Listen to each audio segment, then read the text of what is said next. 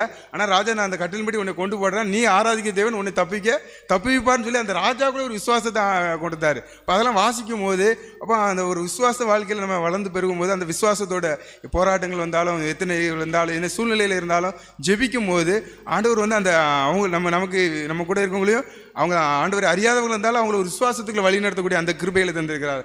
அது மட்டும் இல்லை, அது 26வது வசனத்தை வாசிக்கும் போது, என் ராஜ்யத்தின் ஆள்கைக்குள்ளே எங்கும் உள்ளவர்கள் யாவரும் தானியேலின் தேவனுக்கு முன்பாக நடுங்கி பயப்பட வேண்டும் என்று என்னாலே தீர்மானம் பண்ணப்பட்டது.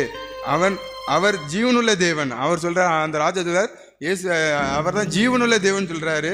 அவர் என்றென்றைக்கும் நிலைத்திருப்பார், அவருடைய ராஜ்யம் அழியாது, அவருடைய கர்த்தத்துவம் முடிவு பிறந்து நிலைத்து இருக்கும். அந்த ராஜாவே ஒரு அறிக்கை சொல்லியாச்சு, இந்த தேவன் தான் உண்மையுள்ள தேவன், அவர் முடிவு பிறந்து நிலை நிற்கும் சொல்ற அளவுக்கு அந்த விசுவாசம், நம்மளுடைய விசுவாசம். நம்ம எத்தனை பாடுகள் சோதனைகள் வந்தாலும் விசுவாசத்தோடு ஜெபிக்கும் போது நம்மளும் தப்பிக்கப்படும், நம்ம கூட இருக்கக்கூடியவங்களும் தப்பிக்கப்படுவாங்க. அந்த விசுவாசத்தின் மூலமாக ரட்சிக்குள்ள வழி நடத்துவாங்க.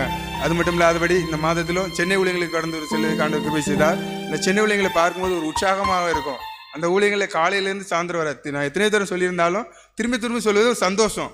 அப்போ அந்த நம்ம காலையில் 6 மணிக்கு எந்திரிச்சு 6 மணிக்கு ட்ரெயினில் இறங்கினாலும் அங்கேருந்து ஜெபம், அந்த ஜெபங்கள் மூலமாக அநேகர் நடத்தப்பட வாலிபர்கள்லாம் அன்றிஸ்வர்களாக வர்றாங்க. அந்த சூழ்நிலையில் இருந்தாலும் அவங்களும் அந்த எல்லாம் தொடர்ந்து ஜெபம் தான், ரெஸ்ட்டே கிடையாது. அந்த சூழ்நிலையில் அவங்க சோர்வு இல்லாமல் வர்றாங்க. அந்த ஊழியத்தில் ஆண்டவர் கிருபையாக வழி நடத்திட்டு இருக்கிறார். இன்னும் அநேக ஆத்துமாக்கள் ரட்சிக்கப்படணும். கோயம்புத்தூர் ஊழியம் நேரத்தில் நடந்தது, திருப்பூர் ஊழியம் நடந்தது, அநேக மாவட்ட ஊழியங்களும் வித்தியாசமான குடும்பங்களில் நம்ம ஊழியங்களை ஆண்டவர் கொண்டு செல்றார்.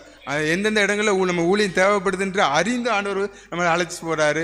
அந்த சூழ்நிலையில் ஆண்டவர் நடத்துகிறார். இன்னும் அநேக ஊழியங்கள் நடக்கணும். இன்னும் அநேக குடும்பங்களுக்கு நம்மளுடைய சொந்த பந்தங்கள் இருக்கிற இருக்கிற இடங்களில் அவங்கள வந்து கலந்து கொள்ளும் போது ஒரு ஆவிக்குரிய வாழ்க்கையில் நம்ம பெற்றுக்கொண்ட அந்த ஆவிக்குரிய வாழ்க்கையில் இந்த எழுப்பல் ஜெபிக்கத்தோட